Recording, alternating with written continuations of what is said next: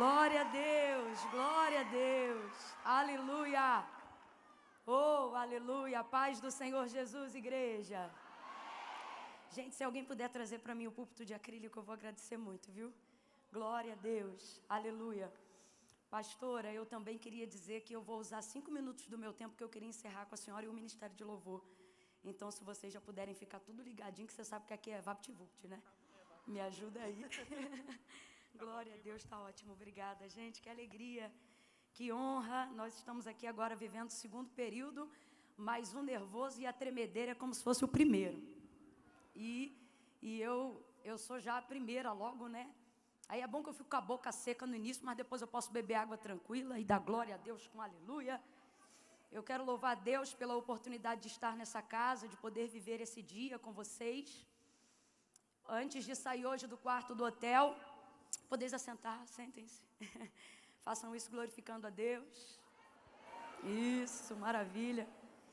Quando eu estava saindo hoje do quarto do hotel para vir para cá, eu me arrumando de um lado, minha mãe de outro. Minha mãe está aqui comigo hoje e ela é a mulher de maior influência sobre a minha vida. Então não tinha ninguém melhor do que Mãe Rinda para estar comigo hoje aqui. Glória a Deus. É um dia muito importante para mim. Minhas irmãs estão aqui. Eu tenho amigas que fizeram caravanas, saíram do Rio de Janeiro, de Minas Gerais. Tudo, elas aí. Tudo para celebrarem esse momento, porque a gente sabe que a glória é de Deus, irmãos, mas a alegria é nossa. E não dá para a gente lidar como se fosse coisa comum. Quando você sabe de onde você veio, você não consegue lidar com determinadas coisas como se fosse comum. E era isso que eu ia falar para vocês. Quando eu estava dentro do quarto do hotel para vir para cá, aí eu me arrumando de um lado, minha mãe do outro. Aí minha mãe daqui a pouco começou a dar uma tremedeira nela. Aí ela, Camila, você tem noção? Eu falei, tenho, mas você finge costume. Finge que não tem nada acontecendo, que está tudo tranquilão, de boa. Faça esse dia como fosse qualquer outro, que é para eu não perder a estribeira, mãe. Porque se deixar, eu começo a chorar aqui e não paro de chorar nunca mais. Porque é uma alegria e é uma honra muito grande. Então, esse dia, ele é de verdade muito importante para mim. E eu não queria ficar aqui fazendo o protocolo de... Eu sou muito influente, deixa eu falar uma coisa muito importante para vocês. Porque, na verdade, quando eu fiz a minha primeira live na internet, que eu nunca tinha feito, que eu era bem dinossauro nisso aí, aconteceu tudo de errado. A internet foi-se embora, eu fiquei com um ponto de 4G, acabou a luz, e aí daqui a pouco eu fiquei nervosa, não tinha lé com cré para falar, e eu comecei a falar das minhas fraquezas, e daqui a pouco todo mundo se identificou, porque eu percebi que muito mais do que um sermão bem montado, as pessoas querem ser impactadas pela experiência de transformação que Deus tem provocado na sua vida. E isso tem tudo a ver com o capítulo 20 do livro, que é o capítulo que me foi confiado para escrever, onde eu manifestei sobre a graça de Deus. No primeiro bloco desse evento, eu fiz a leitura em 1 Coríntios, primeira carta, de Paulo aos Coríntios, e eu quero trazer uma porção nova, mas sobre a perspectiva do mesmo texto, que se encontra no capítulo 1, do verso 26 em diante. Porque eu tenho vivido isso de verdade, sabe? E eu quero que as pessoas que estão aqui saibam que é possível elas viverem aquilo que Deus tem para elas, na condição, na capacidade e na circunstância que vocês vivem hoje.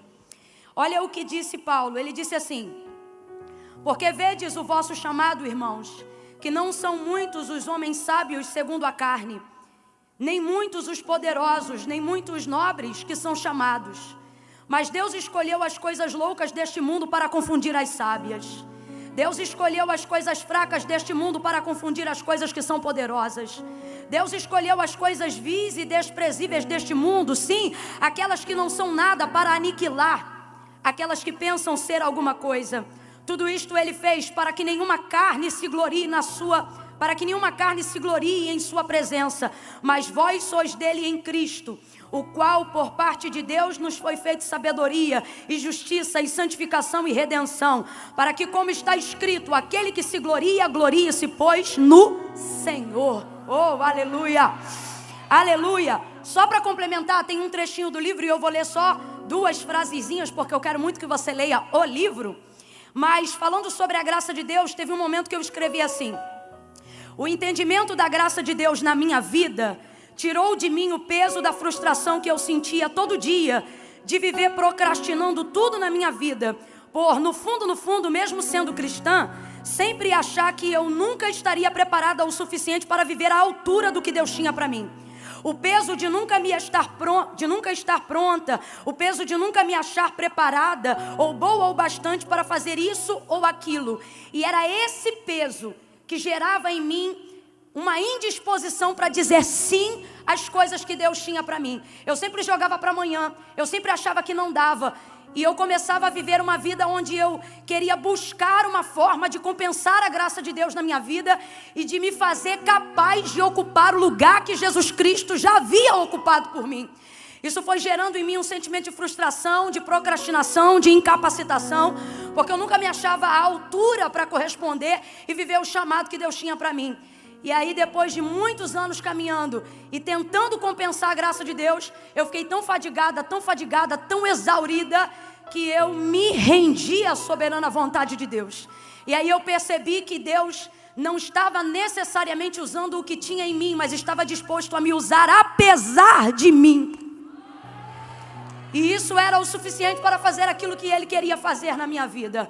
E de lá para cá eu tenho vivido em Deus um recomeço, eu tenho vivido em Deus um tempo de novidade ministerial, porque eu parei de me torturar. E eu falei, Jesus, eu vou falar rasgado ali agora quando eu subir. De forma muito objetiva. Eu quero deixar algo claro aqui. Não há em mim nada de super especial para que aos olhos de Deus Ele diga, você sim e ela não. O que havia em mim e o que há em mim até hoje é disposição para continuar lutando mesmo quando eu erro. É disposição para continuar lutando mesmo quando eu falho. É disposição para continuar querendo mesmo quando a minha carne não quer. E nisto a graça de Deus vai se manifestando e o poder do Senhor vai se aperfeiçoando na minha fraqueza.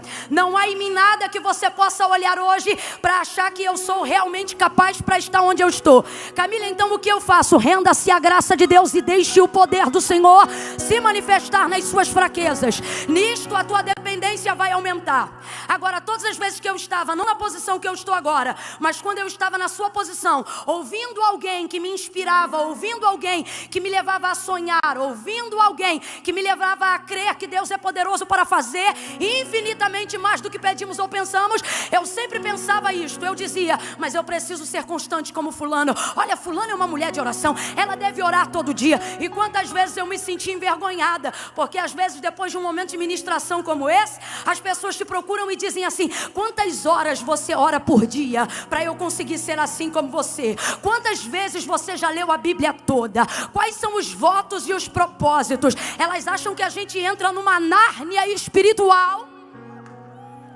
E isso faz a gente ser diferente, quando na verdade, se você observar, o que fazia Paulo ser extremamente qualificado para aquilo que ele foi, não era a consciência do que ele tinha, mas era a consciência de quem ele não era, que dava a ele potencial para alcançar regiões celestiais que nunca antes haviam sido vistas pelo homem. E ao invés dele dizer eu venci, ele dizia, de todos os miseráveis eu sou aquele que me sinto pior. Então eu quero ser objetivo aqui agora e dizer para você que está aqui se esforçando. Tem gente que pegou Uber, outros vieram, sei lá, de moto, bicicleta, gente que fez caravana, parcelou o combustível e não sei quantas vezes. Há uma disposição em você, e você já descobriu que o teu maior adversário não é o diabo com chifre e rabo, é a carnalidade do teu eu, tentando buscar em você força para você se tornar uma adoradora, uma pregadora, uma supermãe, uma chefe de família, uma empreendedora. Aí quando você se olha para o espelho e vê uma menina frágil, alguém com traumas, precisando administrar coisas do seu passado, precisando resolver pendências do seu presente, você pensa, eu acho que eu não vou ser igual a fulano, eu acho que eu não vou conseguir chegar aonde eu quero chegar. Só que Paulo vai chegar ao final de sua carreira, e depois de uma carreira gloriosa, porque você não vai viver uma vida de fracasso, Deus está dizendo, você vai viver uma carreira gloriosa. E depois de viver essa carreira, mesmo tendo um espinho na carne, mesmo sendo esbofeteado pelo inferno, o Senhor diz, Paulo, a minha graça se aperfeiçoa na sua fraqueza.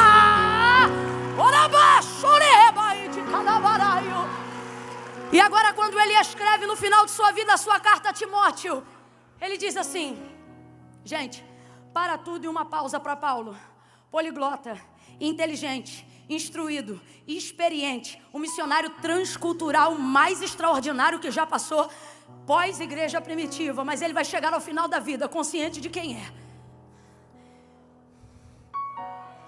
E se tem uma pessoa, porque no estudo sobre Deus, das correntes teológicas, todo mundo diverge sobre alguma coisa, mas eu nunca vi nenhuma corrente teológica divergir sobre as cartas paulinas. Há até quem diga que se por uma desgraça todo o texto sagrado se perdesse e só se restassem as cartas paulinas, elas seriam o suficiente para que a igreja tivesse paradigma de fé, doutrina e salvação. Agora veja, esse homem vai chegar ao final de sua vida, e se tem alguém que pode dizer eu venci, é Paulo. Mas ele não diz. Ele termina o momento final de sua carreira escrevendo uma carta a Timóteo e dizendo para ele: Timóteo, combate.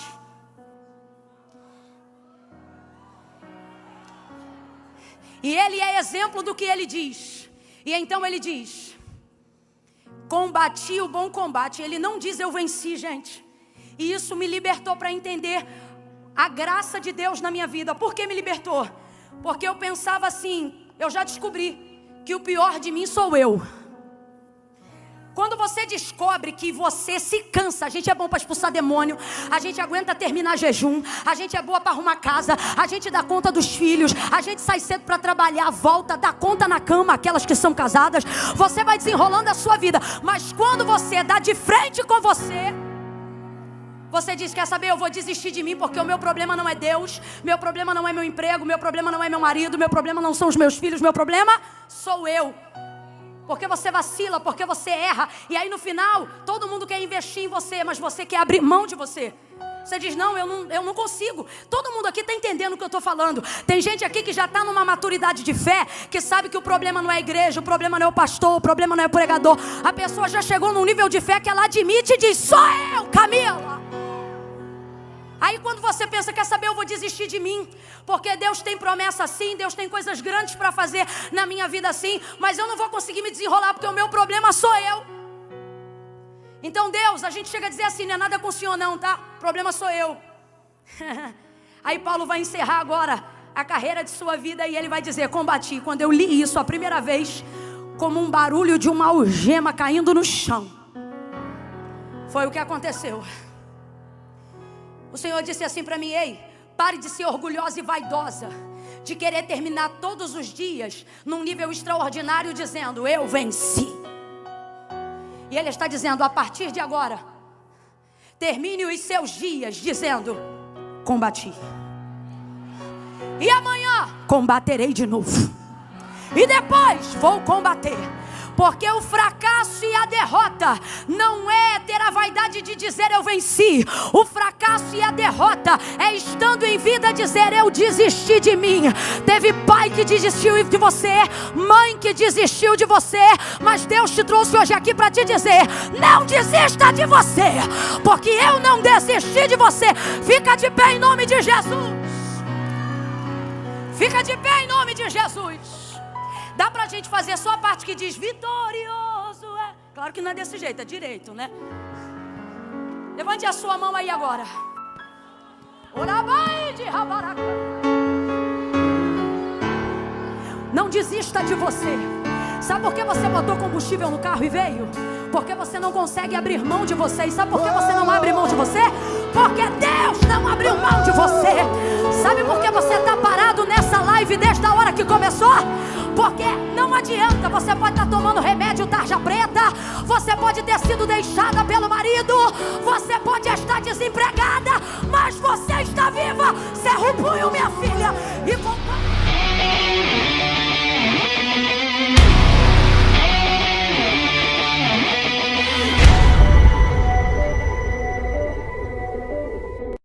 feliz aqui? Glória a Deus. Dê um glória a Deus e sente no seu lugar. Aleluia. Meu Deus, que unção.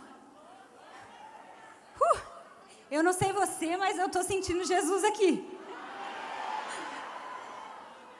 Boa noite, gente. Meu nome é Val Gonçalves, para você que não me conhece. E nós estamos aqui hoje para contar segredos. O nome desse projeto é Segredo das Mulheres de Influência. Então vamos começar pelo começo? O que é influência? Porque tem muita gente confundindo influência com ter seguidor no Instagram. Mas influência vai muito, mas muito acima disso. Influência é a palavra in, dentro, fluenciar, ou seja, fluir dentro de alguém. Presta atenção nisso que eu vou falar para você. Vou te contar uma história que vai te ajudar a entender o que é influência. Uma vez, Maria, mãe de Jesus, grávida, chega na casa da sua prima Isabel, que também estava grávida. A escritura que conta que quando Maria entrou naquela casa e saudou a prima dela com shalom, aquilo que estava dentro da barriga de Isabel foi influenciado, foi movido, foi cheio, foi tocado por aquilo que estava dentro da barriga de Maria. Essa é a verdadeira influência, quando Cristo que há dentro de mim move aquilo que está dentro de você. Eu estou falando para você nessa noite que você é uma mulher de influência. Aonde você chegar, se Cristo está com você, o Espírito Santo vai afetar o interior das pessoas ao seu redor. Aleluia. Isso é verdadeira influência. Então agora eu vou contar o meu segredo para vocês. Vocês querem ouvir? É o seguinte, eu como mulher, muitas vezes eu me sinto assim, como uma equilibrista. Porque mulher é multitarefas. É ou não é? Mulher, então, tem a casa para limpar, a cozinha, né, para dar conta, cozinhar, enfim, para todo mundo. Você, às vezes, é uma pastora, às vezes você é uma profissional de sucesso. Você é mãe, muitas vezes, e você tem que ser esposa. Você tem que cuidar de você, tem que cuidar do seu corpo, da sua alma, do seu espírito. E, cara, a pergunta que não quer calar é como dar conta de tudo. Quem aqui se identifica com o que eu estou falando? Como dar conta de tudo? Mas deixa eu falar uma coisa para você, isso não é um privilégio da mulher moderna. Em Lucas capítulo 10, Jesus conta de uma mulher muito parecida comigo e com você. O nome dessa mulher era Marta. Jesus passando por Betânia uma vez, e Jesus quando chegava numa casa, ele também chegava com um batalhão de homens junto, né? Era pelo menos 12. Então tinha muita comida para fazer, tinha que arrumar lugar para dormir, tinha muito trabalho. E Marta estava lá tentando equilibrar a vida, dar conta de tudo com muito sucesso, com muito êxito.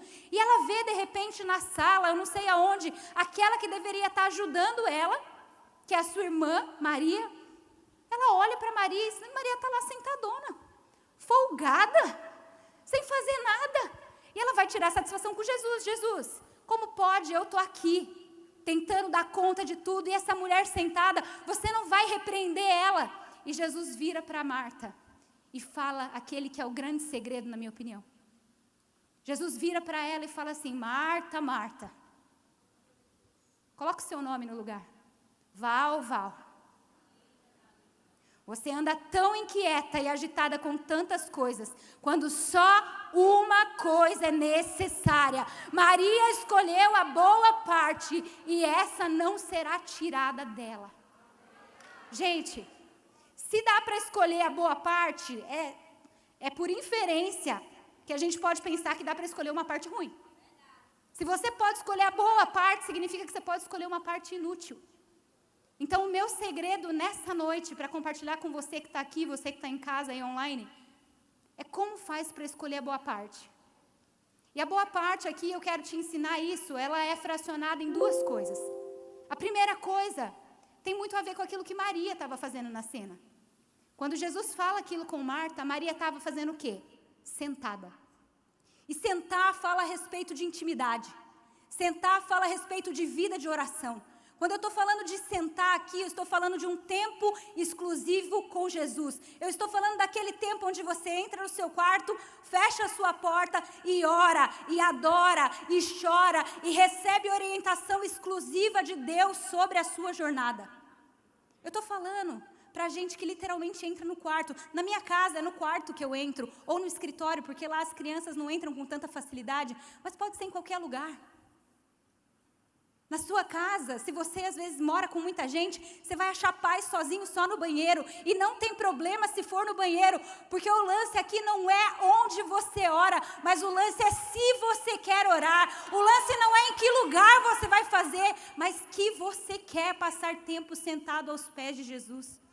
Mateus 6,6 diz, entra no seu quarto e fechada a porta, ora ao Pai em secreto, e o Deus que te vê no secreto te dará a recompensa. Deixa eu te falar uma coisa, oração diz mais a respeito de estar com Jesus do que de falar com Jesus. E o Pai que te vê no secreto, quando você entra nesse lugar e fecha a porta, minha irmã, você está com o próprio Jesus naquele lugar. Ele naquele momento é Jeová El Roi, o Deus que te vê no oculto, o Deus que te vê onde ninguém te vê. E eu vim aqui nessa noite para influenciar você a escolher a boa parte. Eu vim aqui influenciar você a escolher sentar com Jesus. Sabe por quê? Porque nós precisamos ser maiores na nossa vida de oração do que nós somos na nossa vida pública. Nós precisamos disso. Muitas pessoas naquele dia, na eternidade, faziam muitas coisas, mas vão ouvir da boca de Jesus: aparte-se de mim, porque eu não te conheço. Enquanto muitos anônimos serão recebidos com um sonoro: vinde benditos de meu Pai, porque eu te conheço, porque você sentava na minha presença. Você precisa escolher a boa parte. Só que é uma escolha, não vem automático. Eu comentava aqui com as mulheres, às vezes a gente olha para a pastora Camila, a gente olha para a pastora Thalita, para a Helena e para tantas outras que a gente admira, e a gente pensa que elas são uma raça superior. A gente pensa que elas são uma raça eleita. E é claro, gente, que existe uma graça, um favor de Deus para exercer a vocação, a fim de que a igreja seja edificada, consolada, mas também é uma escolha. Porque ninguém pode oferecer nada se primeiro não receber dos céus, é o que diz a Escritura. Então, se elas compartilham da vida de Deus conosco, é porque elas têm escolhido entrar no quarto, fechar a porta e estar com Jesus no secreto. Eu quero incentivar você a escolher a boa parte, minha irmã. Eu quero incentivar você a abandonar a parte inútil. Mas como eu disse para você, escolher a boa parte não é só sentar. Tem uma segunda parte. E além de sentar, você tem que escolher andar com Jesus. Porque Jesus diz assim: Maria escolheu a boa parte e essa não lhe será tirada. Ou seja, Maria estava sentada agora, mas daqui a pouco ela vai precisar sair andando. E adivinha? A boa parte vai continuar com ela. Deixa eu falar uma coisa para você, presta atenção nesse segredo. Quando eu tinha os meus 2 filhos pequenos, eles eram bebês, você sabe que quando você tem bebês, são eles que fazem a sua agenda. Eles falam a hora que você vai acordar, a hora que você vai dormir, a hora que você vai comer, se você vai comer, inclusive. E pode ser muito difícil, por exemplo, quando as crianças são pequenas, tirar um tempo de exclusividade com Jesus. Quem aqui se identifica com o que eu estou falando? Tem dias que é muito trabalho, quando eu vejo o dia já passou e eu simplesmente não consegui sentar nos pés de Jesus. Como é que eu faço para continuar crescendo, tendo comunhão, amando o Senhor nesses dias de muito trabalho? E a resposta é: andando com Jesus. Quando a minha filha estava pequenininha, bebê, eu ganhei um livro que chama Praticando a Presença de Deus. E esse livro me ensinou que eu posso andar com Jesus e falar com Ele em todos os momentos da minha vida. Sabe o que é praticar a presença de Deus? Você tem um diálogo interno que você fica na sua cabeça toda hora, conversando com você mesmo. Você acorda e fica: hoje é segunda, eu vou escovar meu dente, eu vou para o trabalho, hoje eu tenho uma reunião na escola das crianças. E se você trocasse? E se ao invés de falar com você na sua mente, você começasse a falar com o Senhor? E se no caminho para o trabalho, no trajeto que você dirige, ao invés de ficar se preocupando, de ouvir no rádio, e se você falasse com o Espírito Santo? E se enquanto você lava a tua louça, e se enquanto você faz as tuas atividades cotidianas, você praticasse a presença de Deus? Eu estou falando aqui daquilo que o apóstolo Paulo fala em Tessalonicenses: orai sem cessar.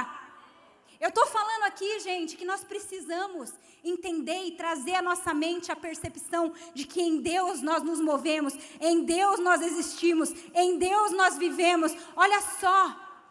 O atributo da onipresença de Deus é algo que nós, como cristãos, usamos muito pouco. Nós precisamos desfrutar disso. O salmista diz assim: para onde eu fugirei do teu espírito? Para onde eu me ausentarei da tua face? Se eu subir aos céus, lá você está. Se eu descer no profundo abismo, lá você está. Se eu for de leste a oeste, ainda assim a tua mão estará comigo. Você está sempre em Deus e Deus está sempre com você. Então, em dias de muito trabalho, você pratica a presença de Deus, até que a normalidade volte e você entra no quarto e fecha a porta. Eu vou terminar contando para você que o segredo de escolher a boa parte parece muito com casamento. Amanhã eu completo 12 anos de casado com o pastor Douglas Gonçalves. 12 anos, gente. Pode aplaudir ao Senhor. É graça de Deus mesmo. Parece muito com casamento, praticar a presença de Deus, escolher a boa parte. Sabe por quê? Porque o que caracteriza um casal é o fato deles irem para o quarto, fechar a porta e ter intimidade. Isso é o que faz um casal. Agora imagina comigo que eu entro no quarto, fecho a porta e fico com meu marido, mas o resto das 24 horas do dia eu ignoro a existência dele. Isso faria sentido? Não. Na verdade, isso parece até mais com prostituição do que com casamento. Agora, o oposto também é verdadeiro. Imagina que eu falo com meu marido em todos os momentos do dia. Então, por exemplo, estamos no sofá, eu estou conversando. Estou lavando a louça, estou conversando. Estou cozinhando, estou conversando. Mas eu me recuso a entrar no quarto, fechar a porta e ter tempo de intimidade. Isso significa que o meu casamento está doente. A vida cristã é uma junção de tempo devocional e vida devocional. Esse segredo que eu estou contando para você aqui hoje é um segredo muito, mas muito simples. Mas não confunda simples com simplista. Porque a gente tem dificuldade de falar de vida de oração na igreja, porque a gente presume que, porque a gente está falando com crentes, os crentes oram. Mas deixa eu falar uma coisa para você e eu vou te exortar em amor. Aquilo que você diz que sabe, mas não pratica, na verdade você não sabe. Aquilo que você diz que sabe, mas que você não coloca no seu cotidiano, na verdade você não sabe. Que Deus nos ajude, minhas irmãs, a escolher a boa parte. Porque no dia que nós escolhermos ela, isso não vai ser tirado da gente. Que você seja uma mulher cheia da boa parte, cheia do Espírito Santo, para que aonde você chegar, a verdadeira influência venha sobre você. Deus abençoe vocês.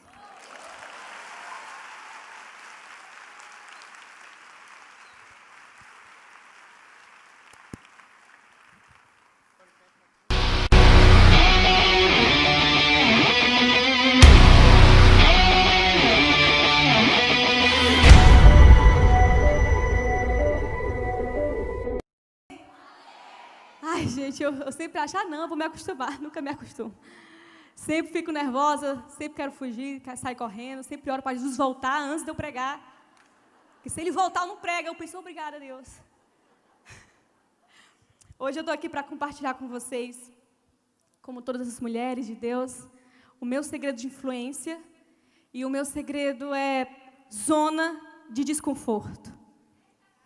E é por isso que eu estou aqui falando para você, para tantas mulheres influentes que eu já consigo enxergar isso em você, mas que naturalmente para mim é desconfortável falar para tantas pessoas. A minha vida inteira eu sempre fui uma criança tímida, retraída, e quem me vê hoje, vê os vídeos, as vergonhas alheias que eu passo na internet, pensa, tem que ter muita coragem, né? No mínimo, não pode ser uma criança tímida, uma adulta tímida.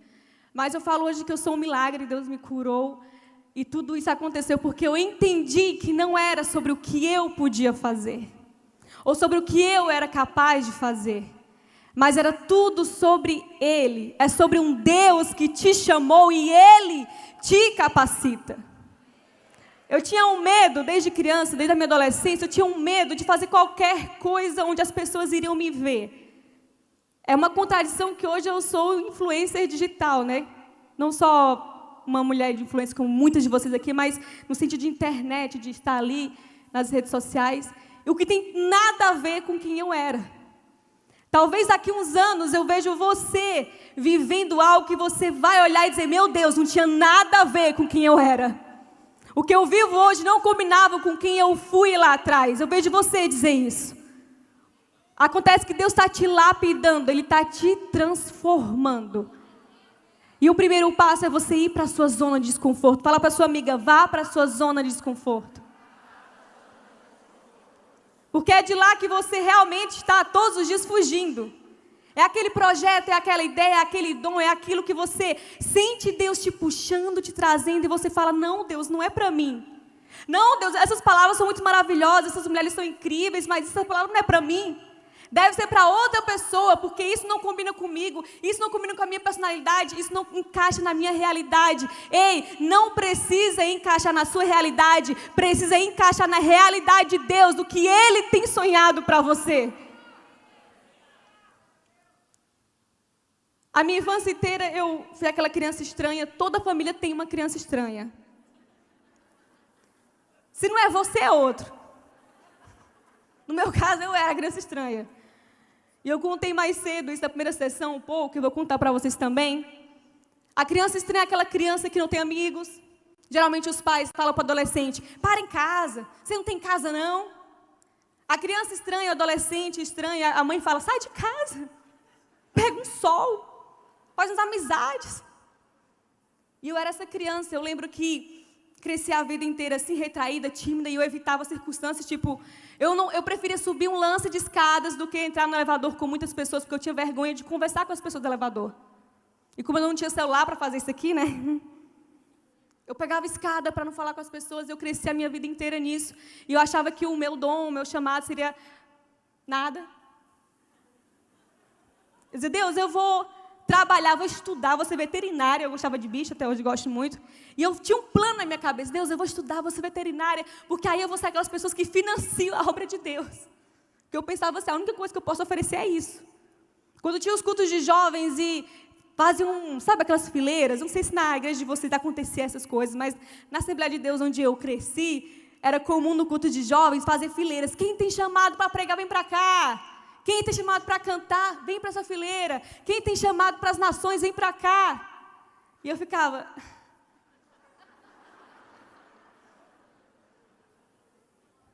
Quem tem chamado para passar vergonha? Não tinha essa fila. Não tinha a minha fila. Quem tem chamado para comer? Não tinha. Sabe qual foi o problema? Eu não entendi o que aquela pergunta queria dizer. Eu pensava que a pergunta, o convite ali, era sobre o que você podia oferecer. Então, se eu tinha em mim um dom de pregar e de falar bem, eu devia ir para aquela fileira, ou se eu tinha um talento para cantar, eu deveria ir para aquela outra fileira, ou se eu tinha um coração de missões, não era sobre o que eu podia oferecer, era sobre o que eu queria receber. Se eu tivesse entendido isso, eu estava nas três, assim, ó, de uma na outra, na outra. Às vezes a gente acha que é sobre o que nós temos para dar para Deus. E é sobre o que Ele tem para derramar sobre nós. A gente às vezes não faz nada na igreja, não se envolve em nenhum ministério, porque a gente acha que não é bom em nada. Então você fala, Deus, eu tenho até vergonha de... Sabe aqueles amigos secretos que você dá tudo de si, compra a sua melhor coisa e ainda é ruim quando a pessoa te dá algo muito bom? E você fica com vergonha do seu presentinho, do seu par de meias, daquele porta-retrato, daquela camisa do Nordeste que a gente sempre dava lá no Ceará. Fui a Fortaleza e lembrei de você. Gente, ninguém gosta de ganhar aquilo, vou dizer isso para vocês logo. Para aliviar muita intriga de Natal aí que vai surgir, já digo, não dá isso não. Dá uma Mary Kay, que a pessoa vai gostar mais. Olha aí, ó, as revendedoras, tudo... As revendedoras no mistério. Sabe quando você fica com vergonha do que você tem para oferecer? Se você entendesse que não é sobre o que você tem para oferecer para Deus, mas é sobre um Deus que tem tudo para te oferecer, para trabalhar em você, para lapidar seu caráter, para te usar onde Ele quiser, você não teria vergonha de ser usada por Ele. Não é sobre mim, não é sobre você, é sobre esse Deus poderoso. E Ele não escolhe os capacitados. Às vezes a gente tem essa imagem de um Deus que está aqui analisando a gente. Canta bem, desafinada. Prega bem, fala bem. Essa aqui tem uma rede de amigos, muitos seguidores. Essa aqui tem pouco seguidor, vai para lá. Sai daqui, cachorro velho. Parece que Deus está assim escolhendo os mais capacitados. E Deus não escolhe os mais capacitados. Sabe quem Ele escolhe? Os mais dispostos. Tem mulher disposta aqui hoje para ser influência aonde Deus vai te colocar? Quando eu entendi isso, eu percebi, meu Deus, saiu um fardo sobre mim. Porque eu sempre achava, eu não vou conseguir, eu não vou ser capaz, eu vou passar vergonha, eu vou pegar o microfone e vou esquecer tudo. Porque eu estava sempre concentrado no que eu podia fazer ou o que eu não podia fazer. Quando você se concentrar que, ei, eu sou um vaso de barro que contém um grande tesouro, é o poder de Deus em mim. O vaso continua de barro, ele pode quebrar, mas ele também pode ser refeito se eu não perder o tesouro dos céus que foi derramado sobre mim. Então, passar a vida inteira nesse conflito de achar, eu vou fazer faculdade mesmo, porque é a única coisa que eu vou ser boa. E aí eu comecei também os vídeos na internet. Mais vergonha ali ainda, mas aquilo eu tinha coragem de fazer. Aquelas vergonhas lá eu tinha coragem. Mas de pregar para muitas pessoas, não. Nem para poucas também. Para ninguém, na verdade. Nem sozinha no banheiro. Então, a internet, o meu canal no YouTube, as redes sociais, acabou sendo a minha zona de conforto. Era aquilo que era fácil para mim, porque sozinha eu ficava à vontade para ser estranha, que eu já era mesmo. E aí aquele conflito, aquela coisa... Eu estava bem nos vídeos, na internet, dando certo, bacana, legal. Aí eu casei com uma pessoa que me empurrou muito para o meu propósito. Caso com uma pessoa assim. Uma pessoa que vai te empurrar e você vai odiar ela, às vezes, por isso. Mas acredite, vai ser mais legal do que ruim. E eu lembro de um dia que eu recebi um convite de uma pastora que dizia assim, nós, os nossos jovens, vimos seus vídeos na internet, venham pregar no nosso retiro de jovens. E eu traumatizada, cheia de medo. E eu tinha mais medo ainda depois que eu comecei a trabalhar na internet, porque as pessoas tinham expectativas sobre mim. Elas pensavam que quando eu chegasse lá, eu ia chegar brincando, fazendo as coisas que eu fazia nos vídeos, então eu ficava com mais vergonha ainda, porque eu sabia que elas iriam se decepcionar comigo. Então, quando eu recebi aquela mensagem, eu pensei, tá de brincadeira, eu não vou aceitar nunca isso aqui. Vinha pregar nosso retiro de jovens, para trás de mim, Satanás. Não vou mesmo, isso aqui é cilada. Aí eu mostrei para Samuel só para a gente dar risada junto, tipo, a moça não vai acreditar. Uma pastora me chamou a pregar na igreja dela, que loucura, olha isso. E ele não riu. Ele ficou sério e falou, você não vai aceitar? Aí eu falei, você está doido? Não. Ele olhou para mim, ficou sério, colocou o dedo na minha direção e falou, você vai fugir do ID do Senhor? Gente, na hora eu pensei, meu Deus, irmã Cícera é a senhora. Irmã Cícera era irmã do coque da minha igreja. Naquele momento eu pensei que eu tinha casado com ela, sabe? Eu pensei, irmã Cícera, no meu casamento me persegues. Eu fugi da irmã Cícera na minha adolescência, porque eu achava assim, o pecado que eu não cometi, se ela revelar, eu vou achar que eu cometi. Eu tinha medo de coisas que eu não tinha feito. Então, quando a irmã se levantava, que ela virava assim, gente, era nós por baixo das cadeiras, assim, ó. Um medo da irmã Cícera, que ela revelava até o que não tinha existido. Vinha para a existência. E quando ele falou, gente, ele falou igual a irmã Cícera. Vai fugir do Senhor. Eu falei, que é isso, irmã Cícera? Só faltou um coque. Aí eu fiquei com tanto medo naquela hora que eu falei, não, o que é isso? Não, está repreendida, eu vou aceitar. Aqui, amor, já aceitei o convite, eu vou, vai ser bênção. E eu aceitei na livre, espontânea pressão e medo de ser fulminada. Na hora que chegou a data de ir lá pregar, eu bloqueei, travei e falei, eu não vou conseguir pregar. Porque as pessoas têm uma expectativa, eu vou chegar lá, vai ser tudo errado, vai ser ruim, eles vão esperar que eu pregue. E geralmente, cada um de nós iremos ter uma fase de conflito, até mesmo pelas pessoas que te influenciam. Mulheres que você recebe de Deus, que são canal de Deus na sua vida, você olha e pensa, eu nunca vou ser assim. E acontece que Deus não te chamou para ser igual a elas, Ele te deu algo único, uma porção única sobre você.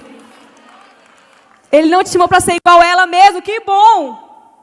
Ele te chamou para ser diferente. E é isso que é especial quando você vê essas mulheres todas entrando aqui e falando algo, cada uma tem algo diferente, especial, uma forma que Deus as usa. E aí quando eu estava lá naquele dilema de ir lá pregar com muito conflito, eu fui me vestir na força do ódio, chorando, meu Deus, vai ser uma vergonha alheia, eu estou sentindo, vai dar tudo errado, estou sentindo que vai dar tudo errado. Antes de ir, eu ainda fiz um drama, porque se a mulher não fizer um drama, ela não é a mulher. E eu falei para o Samuel assim, eu estou doente. Calhou de hoje eu estar doente. Ele falou, para, isso é psicológico, só que eu estava acreditando que eu estava doente mesmo. Eu falei, amor, você não está entendendo, eu estou doente. Eu dei um Google, eu pesquisei, eu estou com doença rara, uma virose da Tasmânia, eu estou para morrer. E ele falou, amor, isso é psicológico, vamos, vai ser uma bênção. Eu falei, você vai me obrigar a pregar doente? Deus, o marido que tu me deste. Aí eu entrei no carro e aí surgiu... Que isso, gente? A irmã Cícera...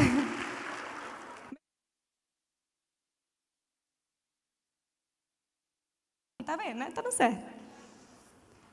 Entrei no carro para ir pregar. Aquele era o pior dia da minha vida. E aí eu entrei no carro e eu lembro que surgiu uma esperança no meu coração. Eu me lembrei de uma coisa. Fabiola, o quê? Que Deus pode te usar? Não. Eu lembrei que a ministração ficava numa cidade a 40 minutos de onde eu estava. Então eu pensei, Deus, nós temos 40 minutos. Para o Senhor te usar? Dar uma palavra? Não. 40 minutos para o Senhor enviar um impedimento e eu não chegar lá. Então eu comecei a orar, gente, por tudo, um trovão, um relâmpago, furar o pneu do carro. Deus manda um impedimento, manda um dilúvio, manda um terremoto, manda uma avalanche no interior do Ceará. Eu tinha fé para isso, mas não tinha fé para Deus me usar. Orei, Deus, bota um acidente, bota um cachorro aí no meio da estrada, não mata, só aleja.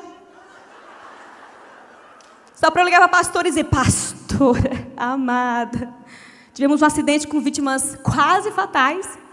Não vou estar podendo ir. Só que acontece que nada disso aconteceu. Nem o impedimento veio. Amém para vocês, né? Eu estava quase me desviando. Eu pensei, meu Deus, cheguei num lugar bem tranquilo. Eu estava lá para pregar e eu pensei, Deus, o Senhor não me abandonaste. Nem o Senhor me ouve.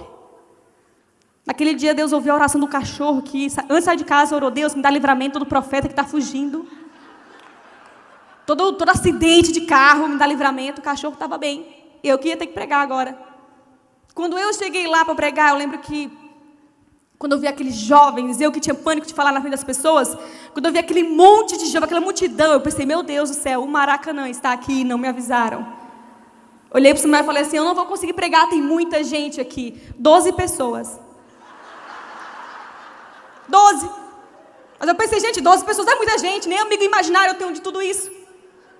E aí eu sentei ali, eu fiquei sentada no meu lugar, na primeira fileira, desesperada. E os jovens louvando, e estava chegando a parte da pregação, estava chegando o meu momento lá de pregar, e eu, meu Deus do céu, vai dar tudo errado. Vai dar tudo errado. Eu só consegui repetir isso, vai dar tudo errado. A palavra tem poder. E muitas vezes a gente usa o poder da palavra contra a gente, ao invés de usar ao nosso favor. Às vezes a gente acorda e fala, eu sou mesmo uma burra. Nossa, eu sou mesmo, tudo vai dar errado na minha vida, e a culpa é minha mesmo. A boca que você tem, você pode dizer, eu sou uma bênção. Eu sou amada. Eu sou filha, eu sou escolhida. Eu vou ser usada. Naquele momento eu não entendi isso. E eu falei, vai dar tudo errado, vai dar tudo errado. E aí quando eu vi que eu ia pregar, eu falei para Samuel, olhei para ele e falei assim, amor, tu me amas. O espírito da Marimá ainda estava em mim, o drama ainda estava ali. Eu falei, tu me amas? Ele, mas tu me amas? Ele, amor, eu te amo. Então apacenta as ovelhas, prega no meu lugar. Aí é aquela hora que a gente dá risada e fala, Fabiola, mas e aí, foi bênção, você superou. Eu não preguei, gente. Ele pregou no meu lugar. E essa é a minha bela história de superação. Abraço a todos, tchau. A história de superação que eu não superei. Naquele dia, eu lembro que foi o maior constrangimento da minha vida. Porque eu achava, no fundo, que eu ia dar conta, e ele achava que eu ia dar conta, e ninguém deu conta. Ele pregou no meu lugar, mas ele, que era um grande pregador, ele pregava muito bem. Naquele dia, ele pregou muito mal. Acho que ele foi pego de surpresa, sei lá o que aconteceu com ele. Começou a pregar um monte de coisa misturada. Adão e Eva com Jonas, Abalé, Apocalipse. Tudo misturado. Eu, meu Deus do céu. Era melhor eu ter pregado. Deus... A mulher sabe edificar a casa, mas a tola com as próprias mãos destrói o ministério do marido. Para encerrar, porque agora sim, meu tempo está acabando. Eu lembro que a gente estava envergonhado naquela tarde. Eu estava com vergonha, ele também. Nós saímos assim, amor, vamos falar com ninguém e vamos fingir que esse dia não aconteceu. Eu não conto para ninguém, tu não conta para ninguém, não aconteceu. Vamos embora. E aí saímos embora assim, bem envergonhadinhos. Eu porque não preguei e ele porque pregou. Mas... finge que ninguém viu, vamos embora. Na hora que estava saindo, vem a pastora, toda empolgada. Ela estava chegando de uma outra... Parece que a conferência tinha em várias congregações. Ela estava chegando lá toda empolgada, toda corrida. E ela veio assim, e aí, foi bênção? E eu... Depende do ponto de vista que você vai pegar. O que é isso? E eu, amada, então, pastora. Pastor,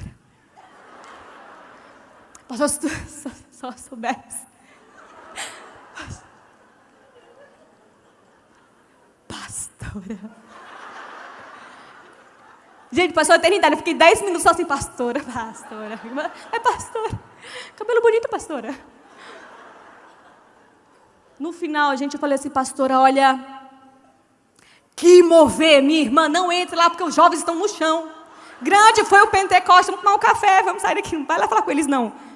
Eu com medo dela ir lá e pegar o feedback real. Eu falei, amor, vamos embora, deixa a pastora aí, vamos para casa, e a gente não atende mais ela, bloqueia ela no WhatsApp. Se ela falar alguma coisa, a gente fala que é mentira. Tem provas? Tem gravado? Quando a gente chegou em casa, aí eu lembro que hoje em dia é muito engraçado falar, mas na hora foi a maior vergonha mesmo da minha vida. Eu estava assim, disposta a nunca mais aparecer na frente de ninguém. E a minha mãe me ligou e falou, filha, é verdade que você não pregou lá na pastora? A minha mãe era amiga da pastora.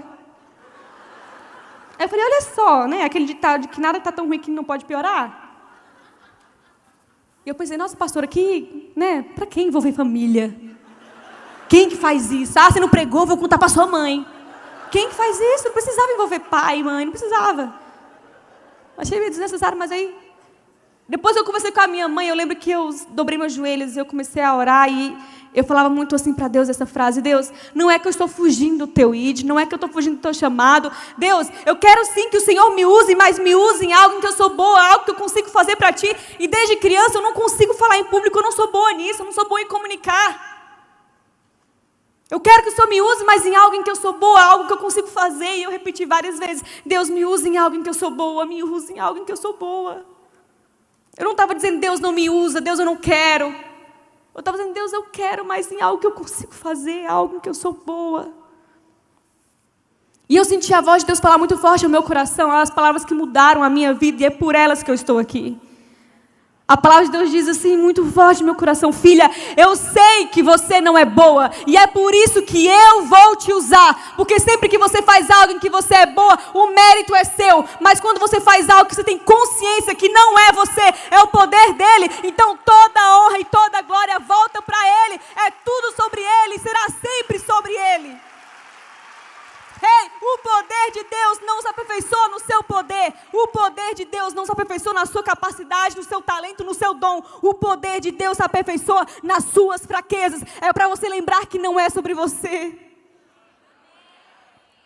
Então, quando você olhar para a sua zona de desconforto, aquilo que Deus está te mandando ir para lá, lembre, eu vou. Sem achar que eu sou capaz, eu vou. Por achar que eu sou fraca, eu vou. Pela consciência de que eu sou dependente totalmente dele, eu vou. Eu quero só te contar uma breve reflexão para encerrar. A águia, ela sempre coloca o seu ninho no topo de uma montanha. Ali está confortável para os filhotes, tem comida, está quentinho, está tudo maravilhoso.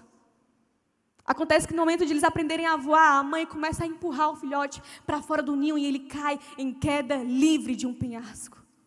Imagine que talvez para aquele filhote deve ser momentos de angústia, porque ele está vivendo uma situação que ele nunca viveu. Ele estava confortável lá em cima, e agora ele está em desespero, e ele acha que vai morrer. Só que da mesma forma que um pássaro que foi feito para voar, ele é instintivo, ele abre as asas, ele começa a bater as asas, ele descobre que, ei, eu nunca fiz isso, mas parece que já estava na minha identidade, estava no meu DNA. Da mesma forma, não fuja da zona de desconforto que Deus está te colocando, porque parece desesperador, parece que você vai morrer, mas é nessa hora que você começa a abrir as suas asas e você percebe que no ninho estava muito confortável, só que você nasceu para voar. Então coloca para fora, abre essas asas, minha amiga, porque Deus está te mostrando que o que Ele tem para você é muito maior e melhor de tudo, já está dentro de você. Ele já colocou no seu DNA, Ele já colocou na sua identidade. Da mesma forma que um pássaro nasceu para voar, você nasceu para influenciar. Não se cale, use o que Ele te deu.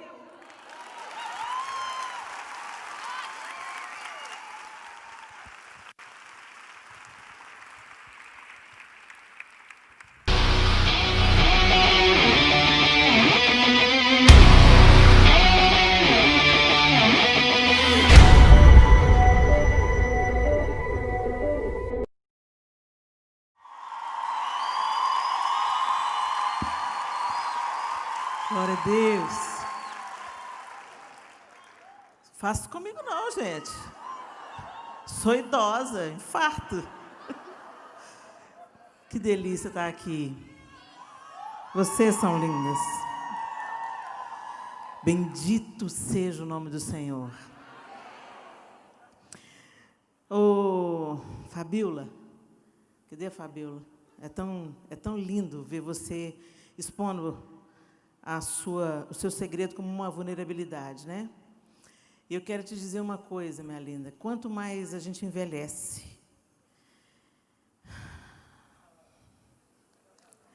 nosso senso de responsabilidade aumenta. Mais borboletas no estômago. Às vezes as pessoas pensam assim, Helena, você tira de letra. Gente, eu estou tirando cada dia menos de letra. E o meu desejo é que o poder de Deus se aperfeiçoe na minha fraqueza. Fica firme aí, viu, minha lenda? Bom, gente, eu vou compartilhar com vocês o meu segredo. O meu segredo é a simplicidade. É aquilo que eu busco. É aquilo que me inspira, aquilo que me motiva e aquilo que eu almejo um dia alcançar. Segundo o dicionário, simplicidade é a qualidade do que é simples, naturalidade, singeleza, facilidade. Os sinônimos que estão também descritos no dicionário são honestidade, humildade, genuinidade, autenticidade. E os antônimos são arrogância, fingimento, complicação, falsidade e malícia. E quando a gente olha para esses atributos, sinônimos e antônimos, a gente identifica, né, a personificação da simplicidade. Jesus, o Cristo. Jesus podia ter nascido numa linhagem de sacerdotes em Jerusalém. Mas aprove ao Todo-Poderoso colocar seu filho no ventre de uma jovenzinha que tinha cerca de 17 anos, filho de um carpinteiro. Jesus nasceu acidentalmente em Belém. Belém, para quem conhece, até hoje Belém é uma cidade pequena, comparada, não vou nem dizer São Paulo, né? Mas comparada a qualquer cidade do interior, Belém é uma cidade pequena. E ele nasceu em Belém, não numa hospedaria, ele nasceu numa estrebaria. E algumas pessoas já tentaram dizer que foi circunstancial, que a carpintaria era um ofício caro, que foi porque não encontrou lugar na estalagem. Gente, Deus é todo poderoso, Ele abre lugar onde não tem. Então foi do propósito de Deus Pai Todo-Poderoso que seu filho nascesse no lugar onde os animais se alimentam. Isso põe a gente para pensar. O rei de toda glória nasceu em Belém, foi criado em Nazaré, um lugar ainda mais desprezível. E o seu ministério se deu em toda a região da Galileia, uma região de pescadores, onde o povo era misturado. Que paradoxo! O Messias que os judeus aguardavam era majestoso, poderoso, iria destronar o Império Romano. Mas Deus usou seu filho para destronar todos os outros reis e todos os outros reinos. Jesus habitou entre o povo, Jesus andava no meio do povo. Tanto é que foi um escândalo quando ele, na sinagoga, diz que a palavra se cumpria nele. Tentaram, vamos empurrar esse cara, está louco. Como assim? A gente conhece a mãe, o pai, os irmãos. Ele cresceu aqui entre a gente, está falando, ele está chamando o cumprimento da profecia para si? Não, está doido. E assim, como os judeus esperavam um Deus majestoso, um Messias majestoso, porque o parâmetro de comparação era Davi, era Salomão. Mas Jesus manda. Deus manda Jesus para uma vila de pescadores, para uma cidade pequena. Quando na Bíblia os grandes falam, esse Galileu era um sinônimo de gentalha. Mas aquele homem simples, que não tinha nenhuma túnica, nenhuma capa de reserva, não tinha onde reclinar a cabeça, o mais letrado dos discípulos foi o que traiu. Isso tudo fala para a gente que há um valor, um poder que flui da simplicidade. E nessa pandemia, a gente pôde avaliar isso de bem perto, o que realmente é importante na vida. O que adiantou a conta cheia de dinheiro para muita gente? Absolutamente nada. Eu não estou fazendo aqui, gente, uma apologia à pobreza, uma apologia à ignorância. Não, eu não estou falando disso. Eu estou falando que Jesus era o rei, tinha todo o poder em suas mãos, o governo está sobre os seus ombros, ele é maravilhoso, conselheiro, Deus forte, Pai da eternidade, príncipe da paz, mas na hora que ele está morrendo, na hora que ele estava prestes a encarar a cruz, ele deixa o legado. Gente, se eu estou no leito de morte morrendo, o que eu vou deixar, eu vou chamar os meus filhos, o meu marido, o que eu vou falar para eles, eu vou enfatizar, se eu tiver oportunidade, num leito de enfermidade, se eu tiver oportunidade de dizer o que é mais importante para mim, eu vou reunir a minha família e vou dizer para eles, vivam para Deus, se gastem para Deus, não há outra vida longe de Deus. Eu vou enfatizar isso. Jesus está no seu último momento com os seus discípulos, ele estava prestes a ser crucificado, e na sua última refeição, ele resolve enfatizar o ensino. Ele se cinge de uma toalha e lava os pés dos discípulos. Sendo grande, ele se torna o maior. Quando terminou de lavar-lhes os pés, diz João 13, 12 a 15, Jesus tornou a vestir sua capa e voltou ao seu lugar. Então lhes perguntou, vocês entendem o que fiz a vocês? Vocês me chamam mestre e senhor, e com razão, pois eu sou. Pois bem, se eu, sendo senhor e mestre de vocês, lavei os seus pés, vocês também devem lavar os pés uns dos outros. Eu dei o exemplo para que vocês façam como lhes fiz.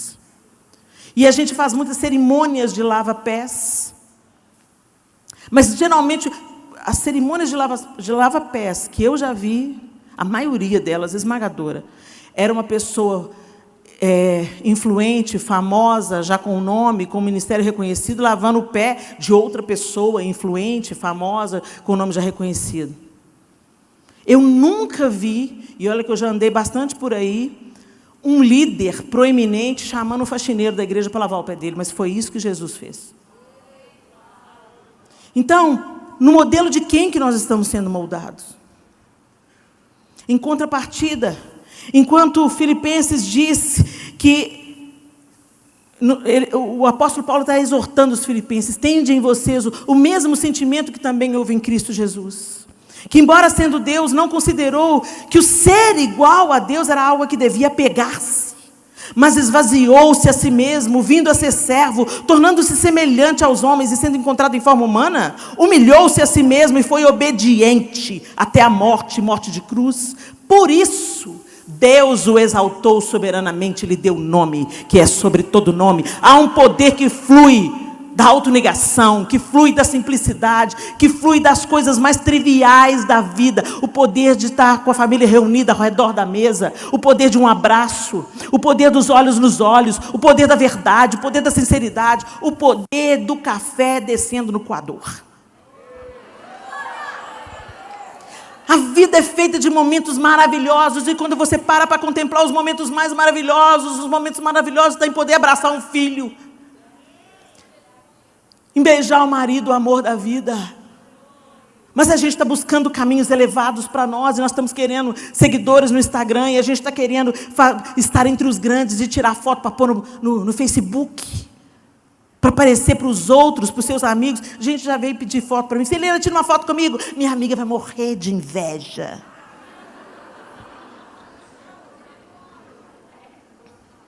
Não, Helena, eu quero tirar uma foto com você porque você me abençoa tanto. Te amo, Helena. Ama não, gente. Vocês amam o que eu faço.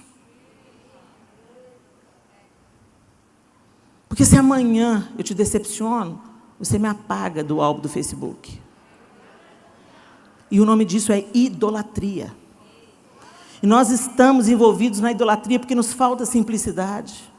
Nos falta apreciação das coisas simples. Se você olhar para mim e falar assim, Helena, come arroz e feijão igual eu.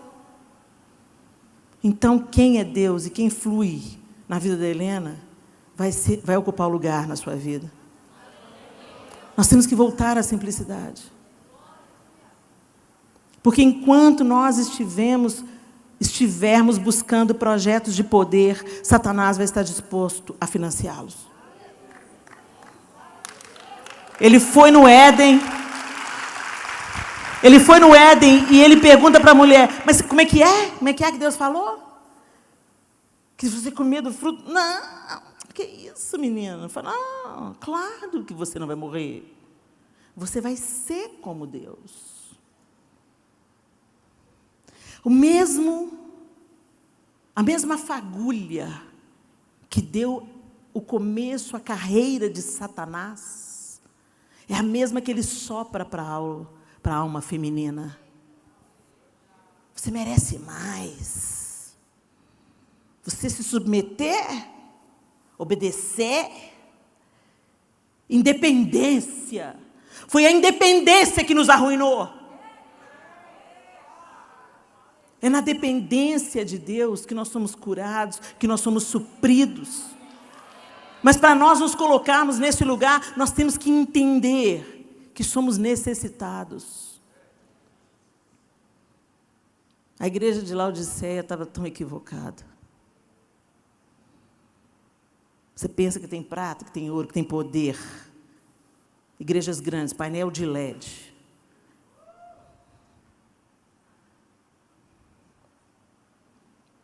Mas você é cego, pobre e nu.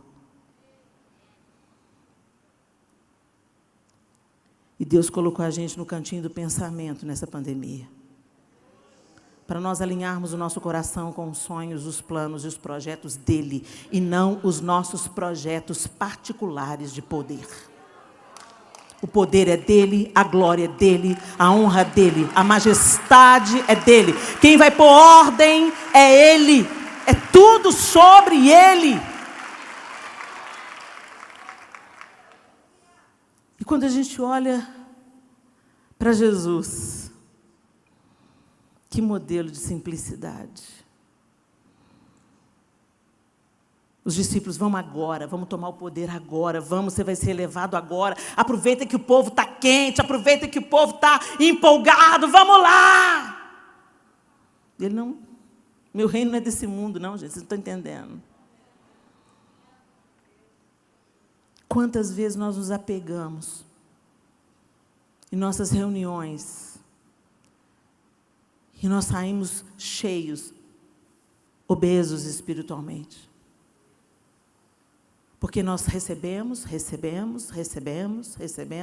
mas não liberamos, não compartilhamos, não transbordamos.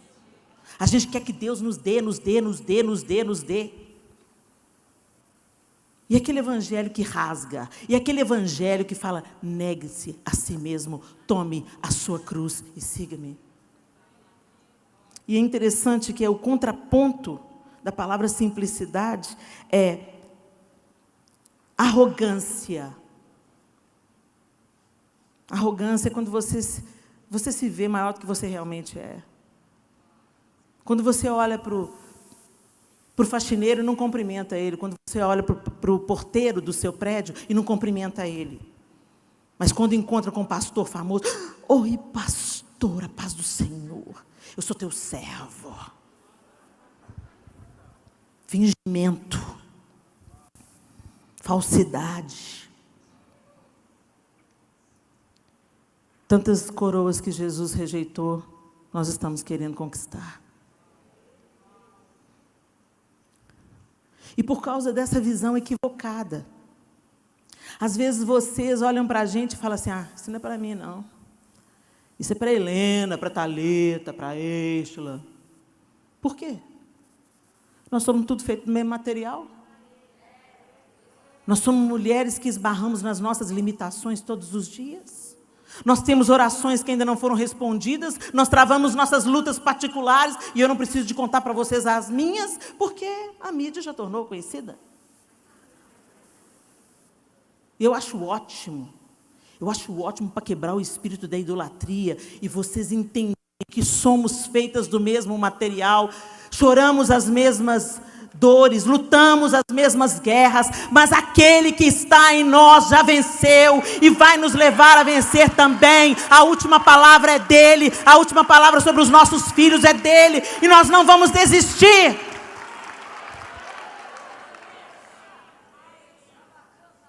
Mas para isso a gente tem que se despir dessa ilusão de vender um peixe de que você é grande na terra. No Instagram a vida de todo mundo é linda. Mentira!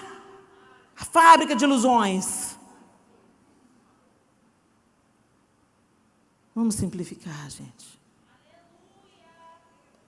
Deus quer usar a sua vida na sua vizinhança.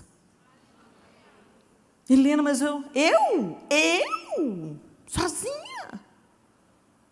Eu compartilhei aqui no período anterior e vou compartilhar agora para encerrar. Ontem eu fui na praia, depois de uns 10 anos que eu não pisava na areia, porque a gente passa pelo mar. Oi, mar! A gente que é mineiro, né, gente? A gente gosta de um mar, mas ultimamente, nos últimos 10 anos, eu fiquei, oi. E ontem eu matei a saudade de pisar na areia, tomar água de coco, né? E a gente estava em Vitória, Espírito Santo. Tem uma prainha lá no fundo, chama Curva da Jurema, se eu não estou enganado. E aí estava lá tudo sossegado, sabe? Aquela coisa boa, os botecos não ficam com aquelas músicas. Então estava tudo sossegado.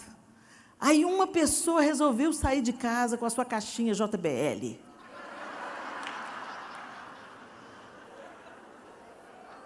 Eram os bares? Não, era com a caixinha JBL. Não era uma caixona JBL, era uma caixinha. E ele colocou a mesa dele no meio, porque estava todo mundo meio que distanciado assim. Ele colocou a mesa no meio. E colocou as músicas que ele mais gostava. E que não tinha nada a ver com as músicas que a gente gostava. E aí está todo mundo incomodado com a música, mas todo mundo não falava nada, né? Todo mundo caladinho para Jesus da vitória. Aí eu olhei para ele e falei assim, impressionante, né? Porque uma pessoa resolveu sair de casa e vir para a praia com o JBL. Nós, todos aqui nessa praia, não tivemos sossego. E na mesma hora eu falei assim, mas o contrário também pode ser. Uma única pessoa. Simples. Não precisou de uma plataforma, não precisou de um carro de som, precisou de uma grande estrutura. Um homem e um JBL. E todo mundo ao redor foi afetado. Não menospreze o poder da simplicidade. Olhe as pessoas nos olhos. Não trate as pessoas como elas fossem seus empregados. Coisa boa da vida é as voltas que a vida dá. Eu me lembro da Eixla falando que uma vez ela foi numa igreja ministrar, me corrija se eu estiver errando, tá, Eixla? Ela foi numa igreja ministrar e ela notou que tinha uma moça servindo a mesa ali, os pastores, né, ela que foi ministrar, com muita atenção e com muita discrição. Era uma moça que transitava ali e ela chamava atenção pela simplicidade, pela percepção e pela discrição. E sempre servindo todo mundo. E aí a Eixla comentou com a pastora da igreja, nossa, que moça joia que você tem aqui. Ela está servindo todo mundo com tanta excelência, com tanto cuidado, e ela é tão discreta. Pois é, não te conto nada. Essa moça é esposa de um deputado. E ela está, assim, servindo a Eixla, é mesmo. O nome da moça é Michele Bolsonaro. Eu adoro essas voltas que o mundo dá. Simplicidade. Use o que Deus colocou nas suas mãos Pare de dar pretexto. Quando eu formar, quando eu for grande na terra, quando eu tiver tantos seguidores no Instagram, quando o Senhor descer, sabe? Quando o profeta falar para mim, eis que te chamo, que te digo, que não sei o quê. Para de ficar na expectativa de gravar um single e pôr no YouTube. Vai cantar no hospital, vai cantar no asilo. Vai derramar o seu dom de Deus te chamou para colocar, o seu dom. Floresça. Floresça. E não menospreze os pequenos começos. É na simplicidade. E Deus faz o que sempre, só Ele pode fazer. Deus abençoe vocês.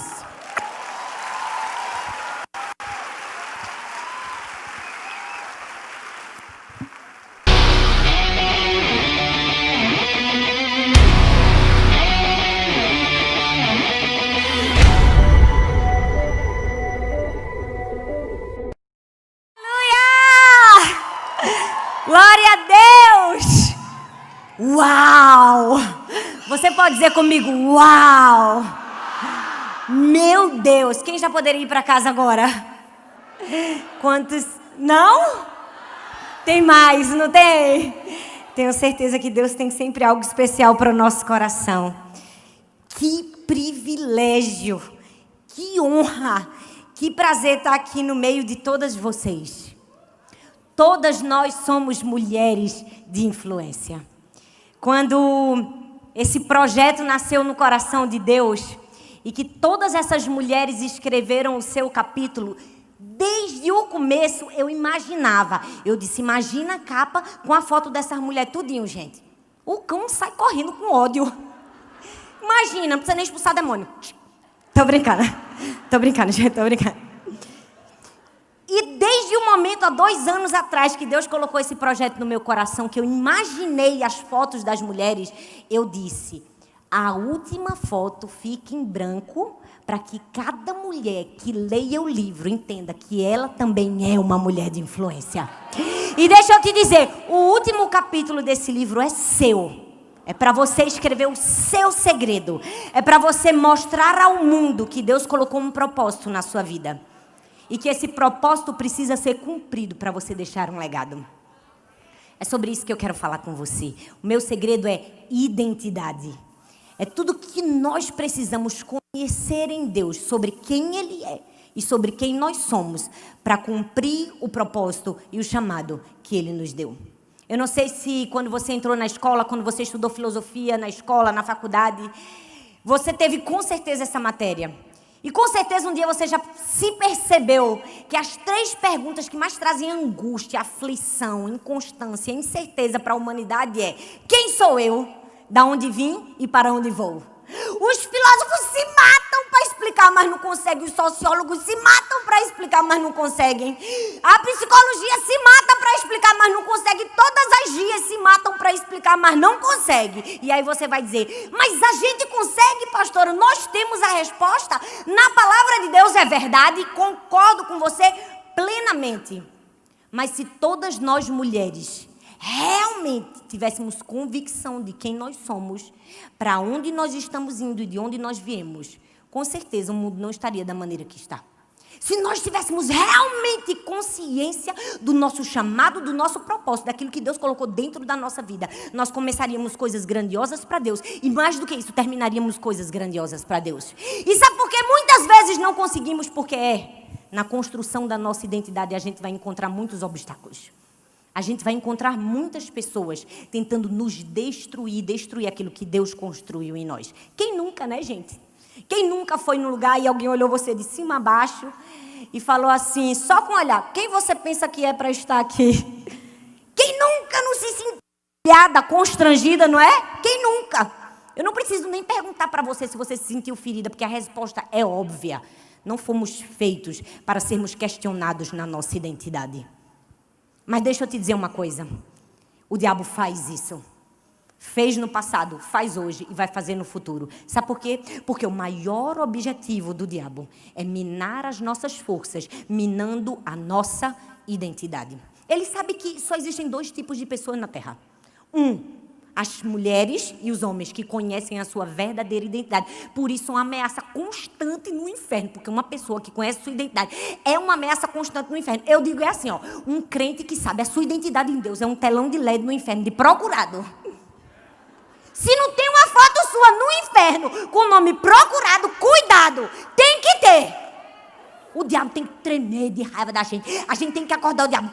Essa canita pequenininha se levantou. É assim que a gente tem que ser. Mas também tem um outro grupo. O grupo das pessoas que ainda realmente não tiveram convicção da sua identidade.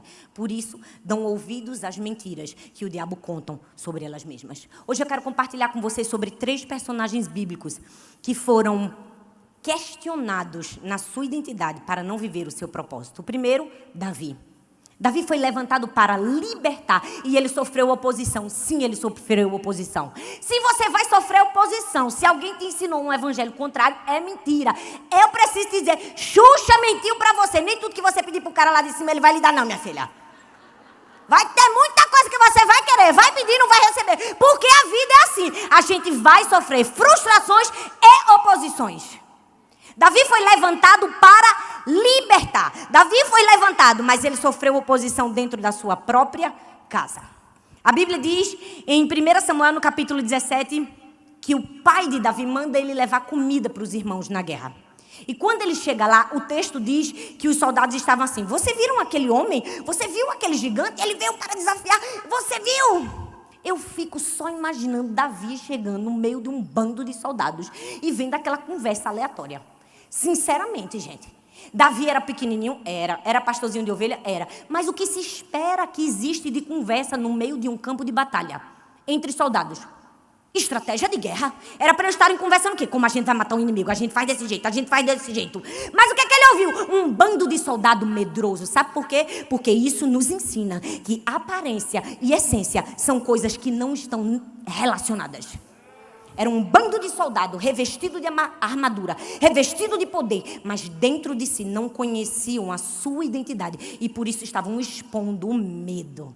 Aí chega quem? Chega um pirralho, um entregador de comida, com todo respeito a todos os entregadores de comida, porque é uma profissão maravilhosa que traz comida pra gente.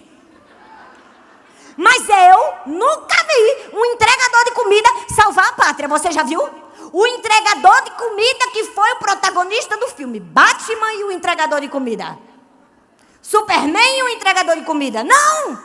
E por que o entregador de comida salvou a pátria? Porque ele sabia que não era simplesmente um entregador de comida. Ele sabia que ele tinha um propósito e que ele tinha uma identidade. E ele chegou para cumprir o seu propósito e a sua identidade. Me assombra a capacidade que Davi tinha de reconhecer aquilo que Deus o havia chamado para fazer. É assim que nós precisamos ser. E deixa eu te dizer, do mesmo jeito que nos assombra, pega o diabo de surpresa. Porque se tem uma coisa que é contagiante, é a confiança e a força em Deus. Porque do mesmo jeito que o medo contagia, a confiança também contagia. E toda vez que você se levantar, sendo quem você é em Deus, filha, eu preciso te dizer, o diabo vai querer te parar e te calar. E foi isso que aconteceu com Davi. Ele foi questionado na sua identidade. O texto diz que o irmão dele faz 2 perguntas para diminuí-lo e uma afirmação para deturpar a sua identidade. Qual foi a primeira pergunta? Ele disse assim, por que você veio até aqui?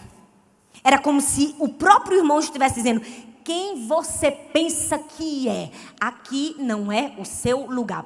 Primeira pergunta para diminuir a identidade de Davi. Mas o bicho foi perverso, gente. Ele não só fez isso. A segunda pergunta dele fez, com quem você deixou aquelas pouquinhas ovelhas que você cuida no deserto? O que é que Eliabe estava dizendo para Davi? Eu quero que todos aqui vejam que você não tem capacidade para batalha. E não somente isso, eu quero que todas as pessoas te enxerguem com o desprezo que eu estou te enxergando. Sabe por quê? Porque Davi era grande e foi levantado para libertar. O diabo disse assim, vamos questionar a identidade dele? Vamos dizer assim, quem você pensa que é? Mas como se não bastasse, não parasse por aí, ele termina, não com uma pergunta, ele termina com uma afirmação para deturpar a verdadeira identidade de Davi. Ele diz assim, Eu sei porque você está aqui. Você é presunçoso e o seu coração é mau. Você só veio para ver a batalha. Foi o irmão, pastora. Foi. De sangue. Agora eu quero que você pare comigo e pense. Por que Eliabe disse que Davi só estava lá porque era presunçoso? Porque tudo que é verdade de Deus, o diabo tenta deturpar como mentira. Ele quis dizer, você é um orgulhoso, quando na verdade Davi não era nada disso. Lembra que no mesmo texto, no capítulo anterior, o que foi que aconteceu? O profeta foi ungir o rei. E o que foi que ele fez? Ficou enganado com a aparência dos irmãos de Davi.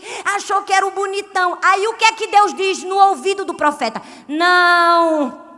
Eu não vejo como vejo o homem. Você vai ungir Davi, como quem diz, humilde, o que não é presunçoso, o que eu escolhi para ser rei, aquele que tem identidade para isso. O diabo, sabendo o que Deus tinha falado sobre Davi, tentou deturpar. Deixa eu te dizer, não ouça a mentira que o diabo está falando para você, quando Deus já disse verdades a seu respeito e sobre a sua identidade. O diabo tentou distorcer aquilo que o próprio Deus já havia determinado. Aquilo que o próprio Deus já tinha dito. Era como se Deus estivesse dizendo, Davi, você é especial, Davi.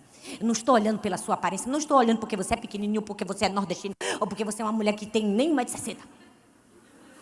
Eu estou vendo o seu coração. Eu amo, gente. Deus dá um fora gospel na gente. Dá ou não dá? Porque quando todas as pessoas veem a nossa aparência e por causa da nossa aparência colocam rótulos na gente, Deus vê a nossa essência. E a nossa essência é o que nos dá força nele. É o que nos dá vitória nele. E aí o que é que acontece? No lugar da pior provação de Davi, é o lugar da maior vitória dele, o vale de Elá. Ei, aonde foi que Eliabe foi questionar a identidade de Davi? Em Elá. Aonde era aquele lugar? O lugar que ele pegou a pedrinha e matou o gigante. Toda vez que sua vitória estiver a um passo de você, o diabo vai se levantar para te paralisar e deturpar sua identidade. Deixa eu te dizer, mais importante do que matar o gigante é não se esquecer quem você é. Não se esqueça quem você é. Não esqueça aquilo que Deus disse a seu respeito. Não esqueça a sua identidade, mesmo que você sofra oposição dentro da sua própria casa. Segunda pessoa, Paulo. Paulo foi levantado para quê, pastora? Para evangelizar. E onde foi que ele sofreu oposição? Sofreu oposição dentro da igreja. É, pastora, dentro da igreja. Misericórdia, pois é. A gente sofre oposição dentro de casa? Sofre. E na igreja também? Também. Mas o povo não é crente? Pois é. Não era para acontecer, né? Fazer o quê? E é homem de Deus? É homem de Deus. A Bíblia fala em Atos 9, a conversão hollywoodiana de Paulo. Porque, sinceramente, a história é hollywoodiana. Porque eu queria ter tido essa conversão de Deus, o próprio Deus falar, Talita, Talita. No meu caso foi bem mais simples, foi minha mãe mesmo na cabeça, minha filha, se você não aceitar Jesus, vai para o inferno. Aí o que é que acontece? Saulo tem um encontro com Deus. E a conversão hollywoodiana, e a gente diz, que homem de Deus, o apóstolo Paulo, um evangelista, o maior evangelista que Deus levantou, é sim. Mas a gente não pode se esquecer que ele não era pé da boa, não. Paulo era terrível, assassino, perseguidor dos cristãos. A Bíblia diz que enquanto Estevão estava sendo apedrejado até a morte, Paulo consentia na morte.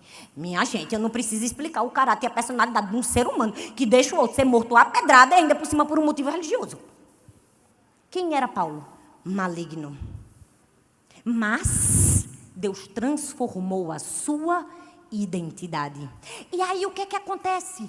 Depois que ele é transformado na sua identidade, você acha que Satanás vai achar bom Paulo dizer, agora eu sou um homem de Deus?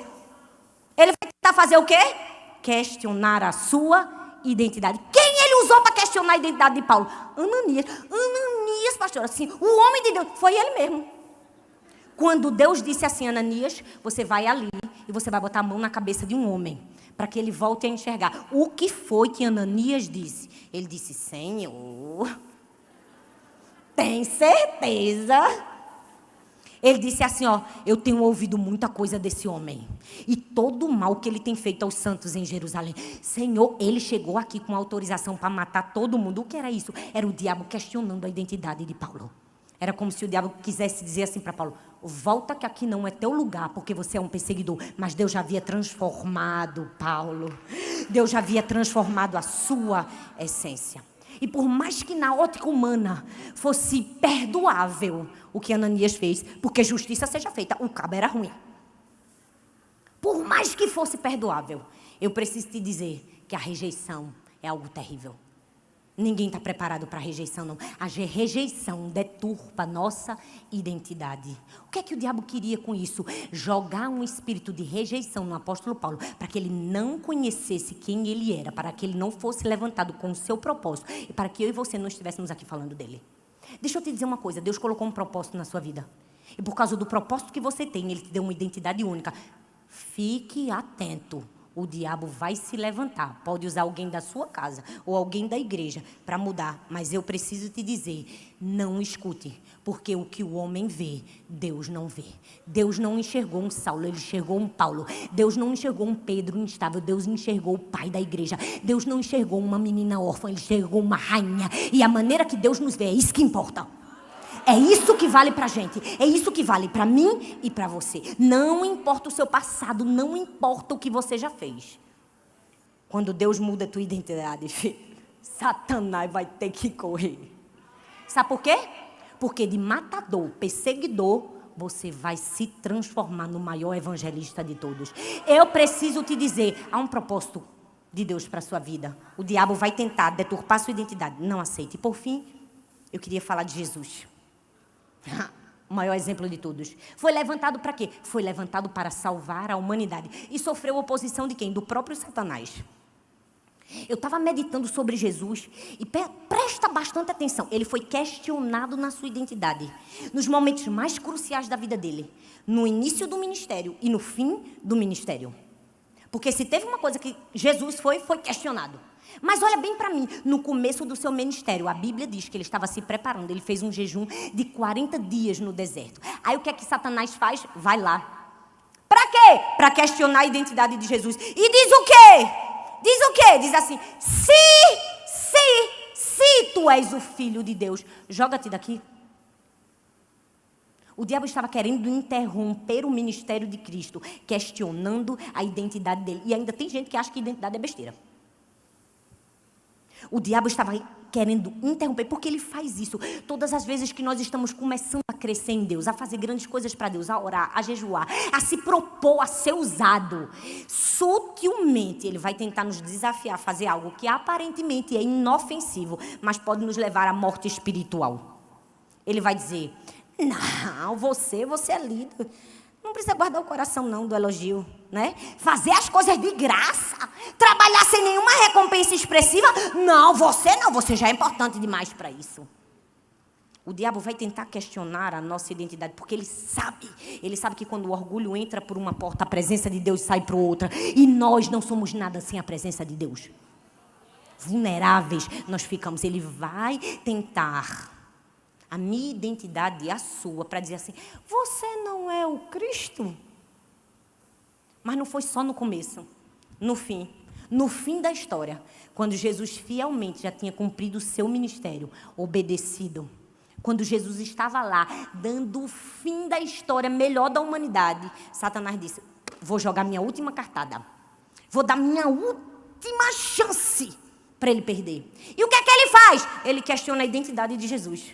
Ele bota o ladrão do lado de Jesus e diz assim, se tu és o Cristo, salva-te a ti mesmo e a nós.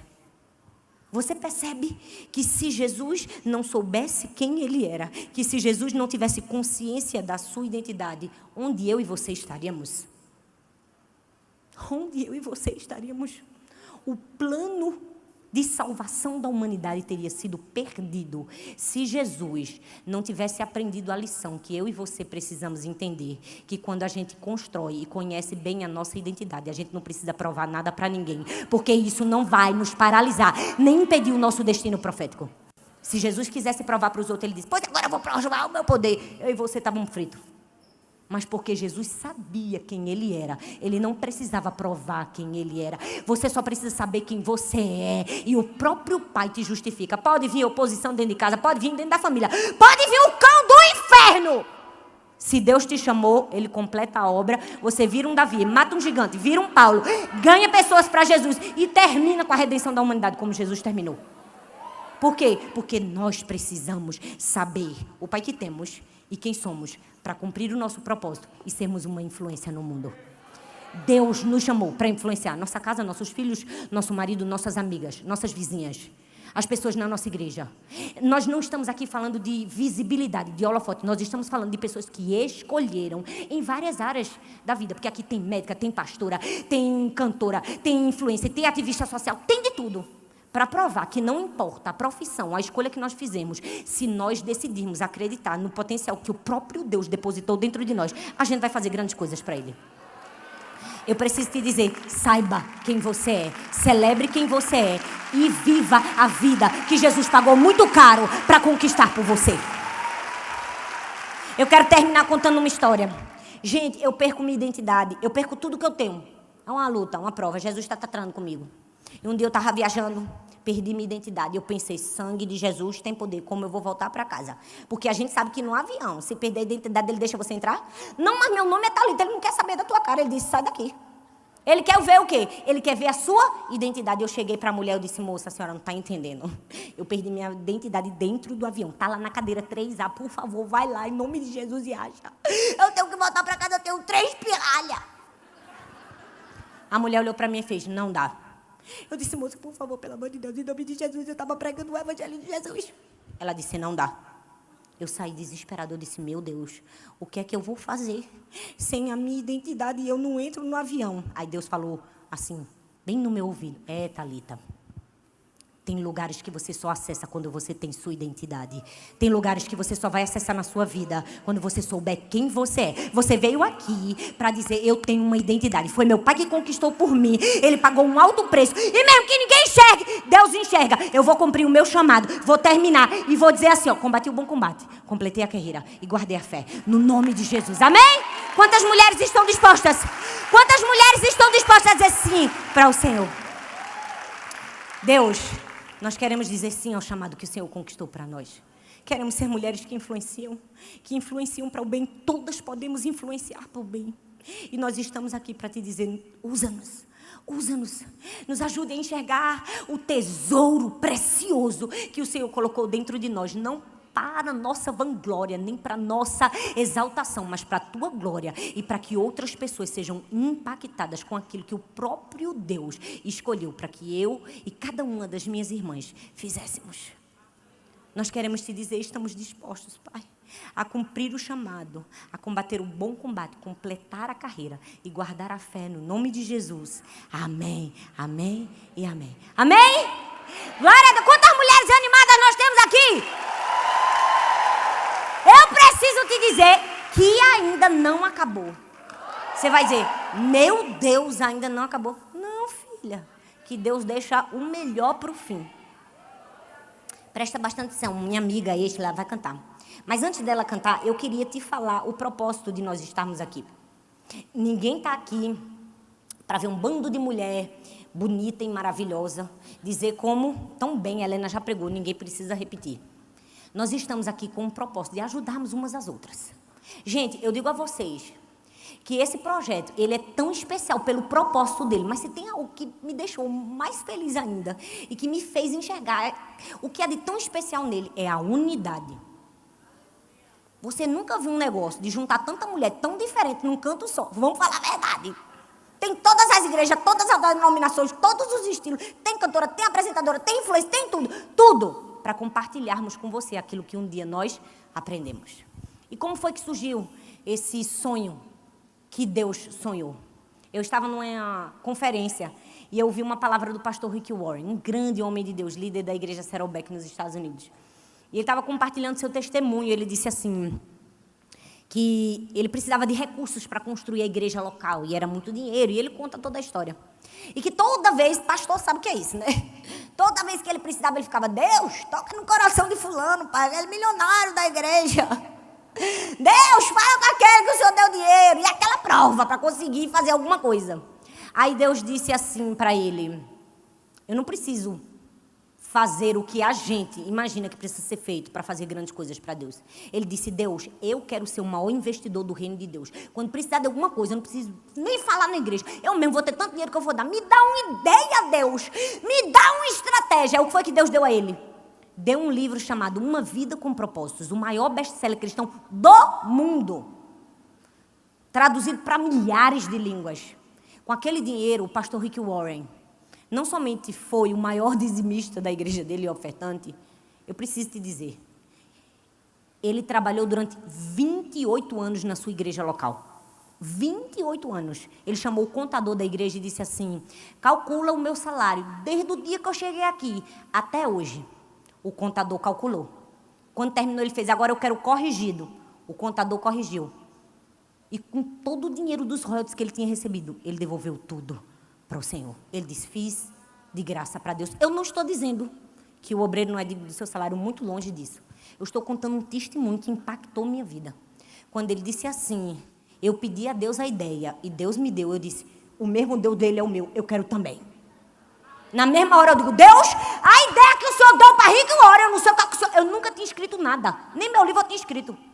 Me dê agora uma ideia que vai deixar um legado no reino de Deus. Me dê uma ideia que gere dinheiro para fazer coisas para Deus. Na hora o Espírito Santo falou comigo: imagina juntar um bocado de mulher influente, top, cada uma contar o segredo do seu coração, botar isso tudo num lugar que ninguém fez isso. Vai ser algo que vai impactar a vida de milhares de mulheres, que vai gerar algo muito grande. Eu disse: pronto, acabou, é meu. Só falta Deus me dar as amigas agora. Senhor, me ajuda agora a conquistar o coração dessas mulheres. E pouco a pouco, o Senhor foi me dando a graça de conhecer pessoas tão preciosas na minha caminhada. E eu comecei há 2 anos atrás. Eu fiz um videozinho, gente, caseiro. O segredo das mulheres de influência. Eu convido você, amiga querida, não era nem amiga direito. Só a graça de Cristo, cara de pau triste, olho de peroba na minha cara. Eu disse: vem pra aí, que audácia. Eu disse: tu vai escrever e tu ainda vai dar o que tu vai escrever. O nego tem que ter coragem, viu? E durante quase 2 anos, pouco a pouco, um escrevia e mandava: eita, glória a Deus, aleluia. E a gente tem um projeto social muito especial lá na igreja, que já existe. E é numa casa alugada dentro da comunidade. E ele, toda vez, eu só sou o instrumento, viu? Porque os outros que fazem. Ela dizia: pastora, a irmã fulana e tal, a casa dela, pastora, ela que entra na comunidade. Eu digo: vamos fazer uma vaquinha para ela. Eu usava minhas redes sociais da maneira que eu podia. Eu disse: rapaz, a gente tem que orar por esse projeto, porque se o negócio der certo, a gente faz alguma coisa muito grande e a gente vai conseguir fazer algo digno, bonito, top. Falei e deixei quieto. Nem falei mais com Iliane. Quando foi no mês passado, eu disse: Ili, tudo certo, vai ser mês que vem, a gente vai fazer um evento beneficente. Todo dinheiro que a gente arrecadar, a gente vai construir um instituto. Ela: pastora, eu pensei que a senhora até já tinha esquecido disso. Eu digo: nada, eu estava esquecendo, orando no pé das mulheres, que este lá vai dar o testemunho dela aqui, como foi, que ela escreveu o livro dela. Mas eu preciso te dizer, nós estamos aqui por causa de um propósito. Você não está aqui em mais uma conferência, em mais um evento de mulheres. Você está aqui porque você veio para aprender segredos, mas para deixar um legado. O que é que nós vamos fazer com a influência que Deus colocou nas nossas mãos?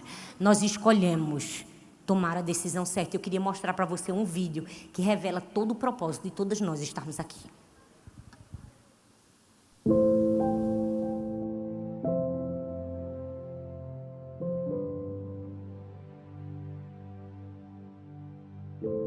No princípio, criou Deus os céus e a terra. Você lembra, mulher? Mas o que era riso e paz se transformou em choro e guerra.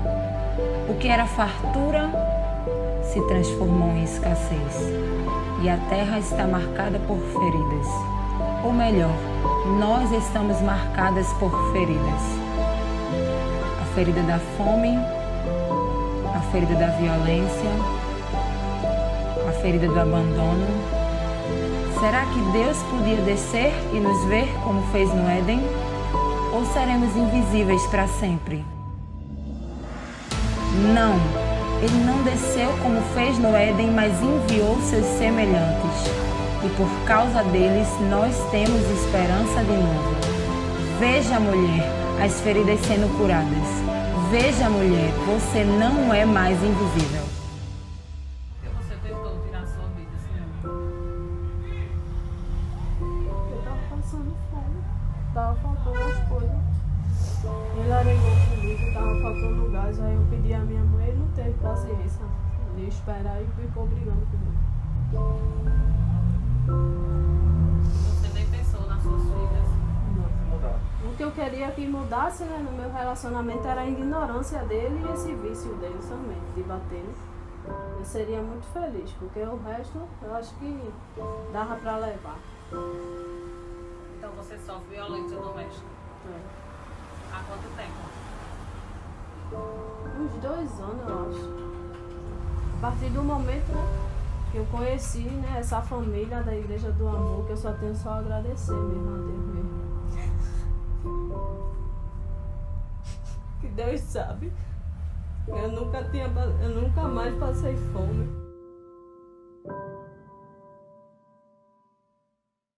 Influenciar para o bem. Todo mundo pode fazer alguma coisa.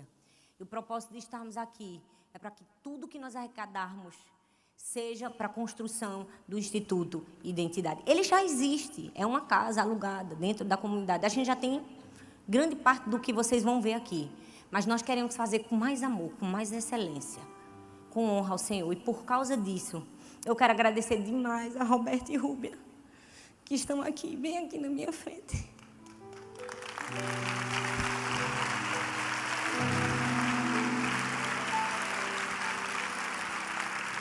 Eles são arquitetos na igreja e a gente pediu a eles, vamos fazer um projeto lindo, vamos fazer um projeto grande, porque Deus vai mandar o dinheiro. Tá aqui, viu, com a gente o dinheiro, eu gostaria de dizer a vocês.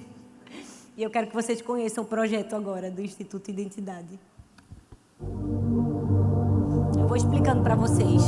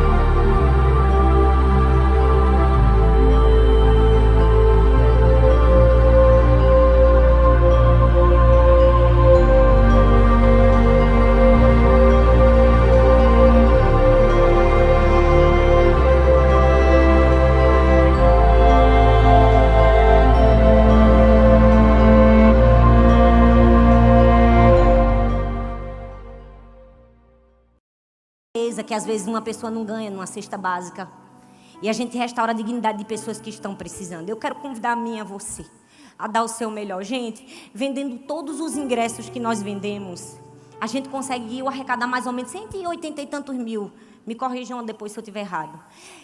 Não é o que nós precisamos para a construção de um prédio desse tamanho. Mas eu sei, eu tenho convicção que nós vamos sair daqui com esse instituto. Quem crê? E deixa eu te dizer, por mais que você tenha investido um valor, R$60 ou sei lá quanto você investiu para estar aqui. Eu sei que você investiu na vida dessas mulheres, mas você também investiu em você. Eu quero te convidar a investir só na vida de alguém que já vive uma vida tão sacrificada e tão difícil. Eu quero convidar você. A gente gasta R$100 para fazer um cabelo, uma mão e uma unha uma vez por semana. Por que a gente não pode dar R$100 uma vez num ano para mudar milhares de mulheres que, como essa, que apareceram aqui, estavam passando fome. Nós estamos reformando a casa de uma mulher, Dona Fátima. Se você vê a precariedade da casa dessa mulher, em 4 dias a gente arrecadou 15 mil reais para ajeitar a casa dela. Porque eu e você fomos chamados para influenciar, e influenciar é dar. O que Jesus tinha de mais precioso, o que Deus tinha de mais precioso, Ele deu, Jesus. Estela vai cantar aqui. Enquanto ela canta, nós vamos entregar uma oferta. Tudo, 100%, tudo voltado para a construção do projeto social. Eu preciso te dizer, todas as mulheres que estão aqui, que estão pregando, nenhuma delas ganhou nada para isso. Muito pelo contrário, elas pagaram as passagens dela, gente. Teve mulher que eu disse assim, deixa eu pagar pelo menos sua hospedagem. Ela, não, minha hospedagem não vai pagar, não. Eu disse, Deus, que vergonha, meu Deus. Eu nunca fiz isso, toda vez eu recebo um profeta com honra. Mas eu sei que o que nós estamos fazendo é por causa de um propósito maior. Eu quero agradecer.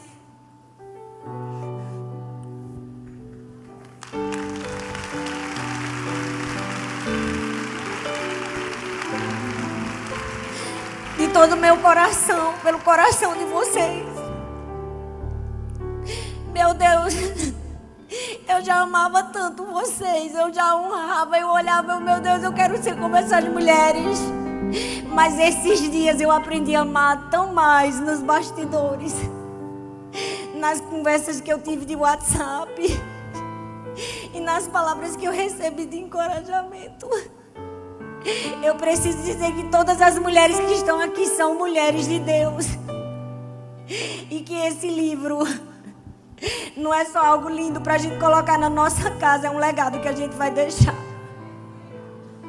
Eu quero que você tire o seu melhor agora e dê o seu melhor para mudar a vida de alguém.